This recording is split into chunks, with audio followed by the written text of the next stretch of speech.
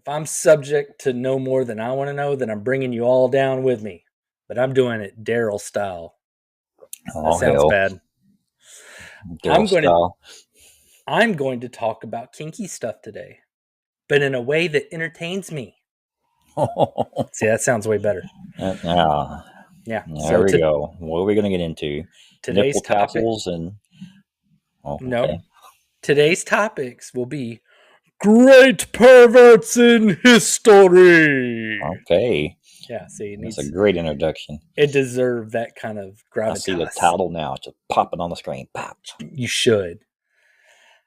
Okay, well, back in the long ago, before Intro to Sexual Deviancy was part of the third grade curriculum, Mm-hmm. we would learn about various historical figures and their dark sides. And their dark sides usually being that they were huge racists. I mean, it was never fun to hear about, but at the same time, it was the culture of the time. Plus, it was a great way of showing the progress we've made since then. However, historians are always doing research, and now instead of their research just gathering dust in some academic journal that only other history weirdos will read, we have the internet. Oh yeah. Yeah. Now we know that many of those racist people that molded our world into the very weird place it is today were also huge perverts. I'm going to start with the guy that inspired this episode for me.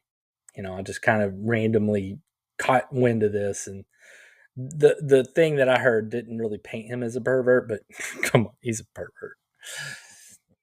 All right. Nikolai Minovici is kind of an outlier whenever it comes to my whole list today, because his research was not inherently sexual. But with that being said, he was probably smart enough not to leave any diaries around, because this dude absolutely had to be a freak. All right. The Romanian scientist was born in 1868 and Red obtained flag number his one. maybe and He's awfully bendy. Yeah. he obtained his PhD in forensic science in 1898. He used that education to become a criminologist.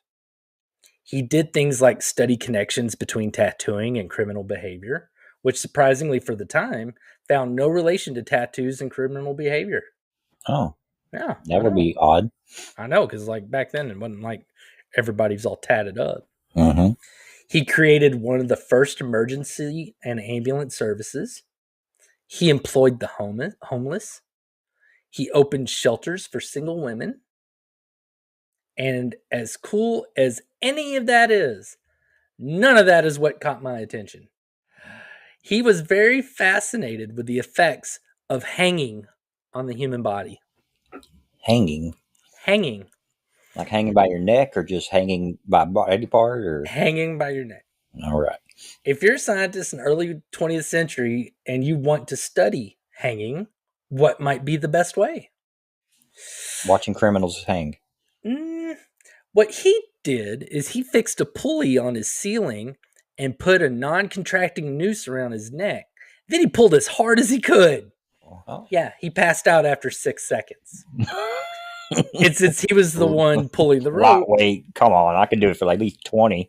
I mean, but since he did a non-constricting noose and all that, he was smart about it. And whenever he stopped pulling on the rope, once he fainted, he got fell to the loose and was floor. able to breathe.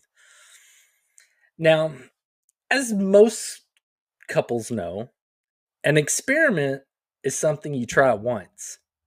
But if you keep doing it and find new ways to do it, it's a kink.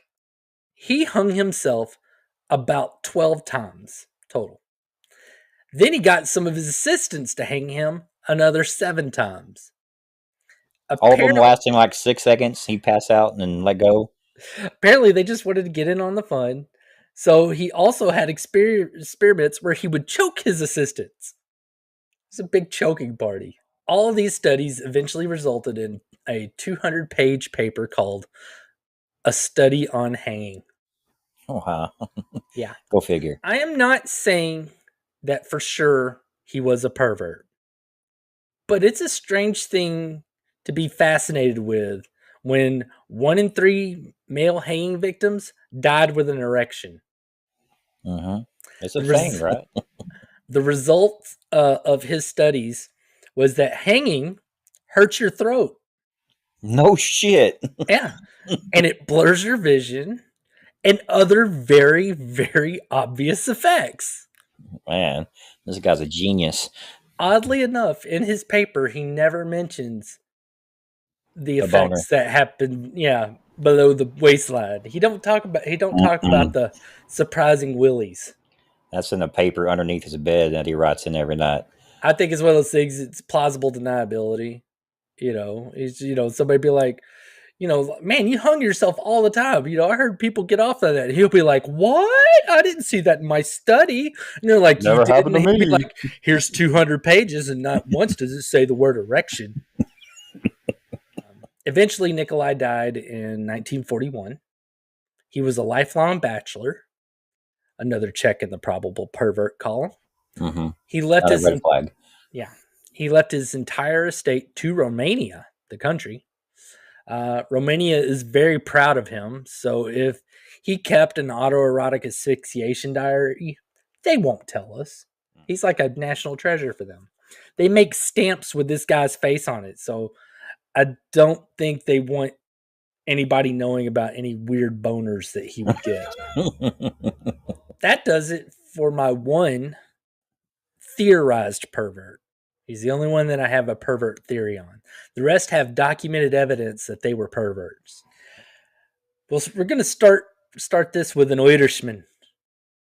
James Joyce was an Irish author born in 1882. He was a modernist that was known for his uses of varying literary styles in his works. He was particularly known for his works that utilized streams of consciousness. His two most famous works was Ulysses and Finnegan's Wake.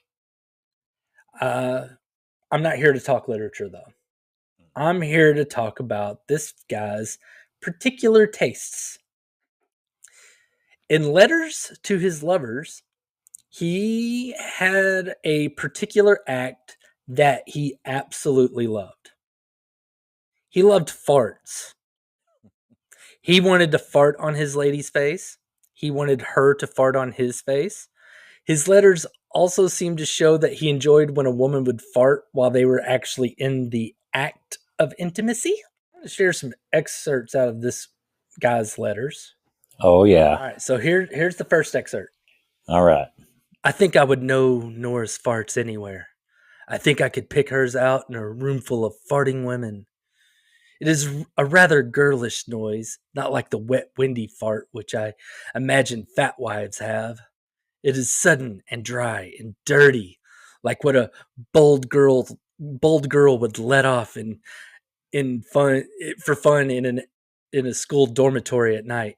I hope Nora will let off no end of her farts in my face so that I may know their smell also. So the next one I had to cut out a lot. Oh, Because it was a letter to Nora. Fat, dirty farts came sputtering out your backside. You had an ass full of farts that night, darling. He goes on describing them. Big fat fellows, long windy ones, quite little merry cracks, and a lot of tiny little naughty farties ending in a long gush from your hole.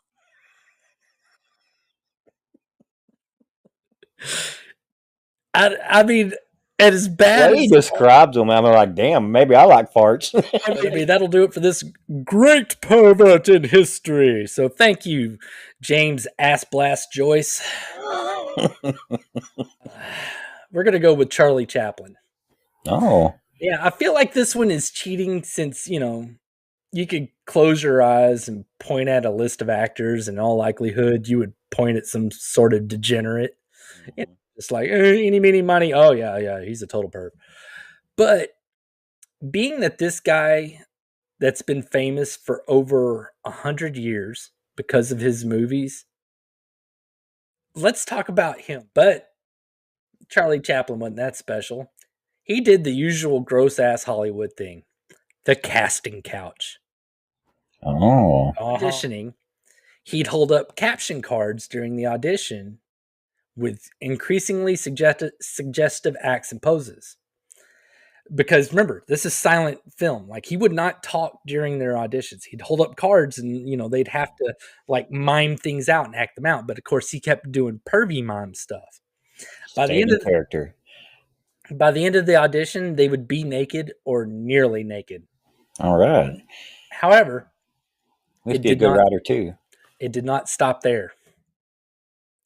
He would have the naked or nearly naked actress sit on the couch with him, and then in an exaggerated fashion, as if in a silent movie, he would begin groping them. So I'd be all like, I'm just kidding. This is part of the process. Like, no. Mm-hmm. It's like, I'm not getting off on this. We're just trying to make this is movies. Fun. Yeah. This is funny. Yeah. Again, though, it didn't stop there. After he got all the squeezes he wanted, he'd have the naked lady stand against a wall, and he would begin throwing pies at them. It's a whole new meaning for the word cream pie. Throughout all of this, he would never say a word, and if they cried out during any of this, they would fail the audition because they were unfit to mime. For this great pervert in history, we're going to leave Charlie, I like pie, Chaplin right here. Let's hop on back over to another author, but one that is, very well known. Hans Christian Andersen. He's the guy that wrote fairy tales like The Little Mermaid and The Ugly Duckling. Mm-hmm. He was also celibate. Darrell. What kind of pervert just doesn't do the deed? Well, a very particular kind of pervert never does the deed. I mean, and you'd be like, okay, but what kind of self-disrespecting pervert never has sex? A very dedicated one. That's what kind of pervert. Man. Yeah. And he was very dedicated to self-abuse. He liked to play solo a lot. A lot. Not only did he like to pull his pud frequently, he liked to document it. Well, he also enjoyed wasting money because he enjoyed visiting prostitutes.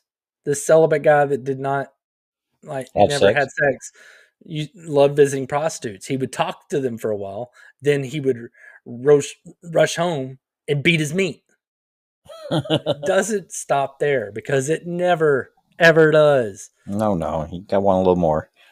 He enjoyed falling in love with people.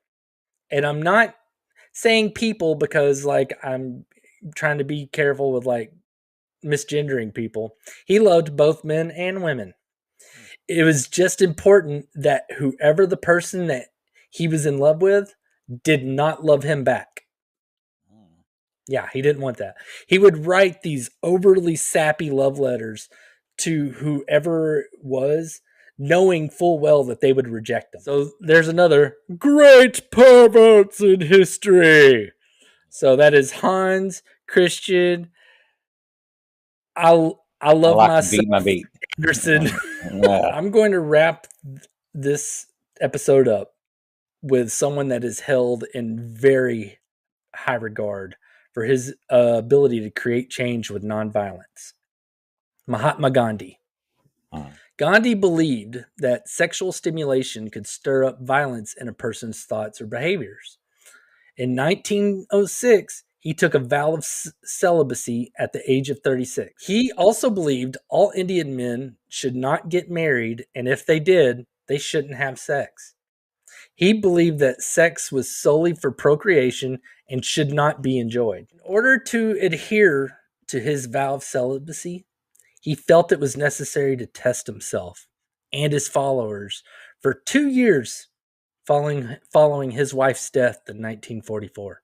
So once she was out of the picture, he thought he needed to test himself and his followers, but not all his followers, just the ladies. His test was putting himself in close contact with naked women. He would have women of all ages, and I mean all ages, sleep naked with him, bathe with him, and massage him while they were naked. But it gets better. One of the young women he felt necessary to test himself sleeping naked with was his grandniece. Yeah. And as a flex, also his grandnephew's 18-year-old wife. He wanted to make sure he could control himself to the extent that he would not even become aroused in these situations. Not all of his followers were cool with this. Color me stunned. Yeah, I know. whoa. I'm like, oh my God. There are letters from that little 2-year stint asking him to stop that practice. One in particular saying that he would withdraw from his ashram if he did not stop doing those tests. The letter noted 2 different women that he used in his experiments that had a tendency to weep constantly and are stressed until to the point that they were ill. Damn. Yeah. Both letters scolded Gandhi for using those women for his experiments without any concern for them or their well-being. Dude writing the letter was furious about women being treated as objects. One source said that Gandhi did give up the test after 2 years, but another said that he did continue to share his bed with both his grandnieces until his death. Final great pervert in history. That is Mahatma, check if I'm hard, Gandhi.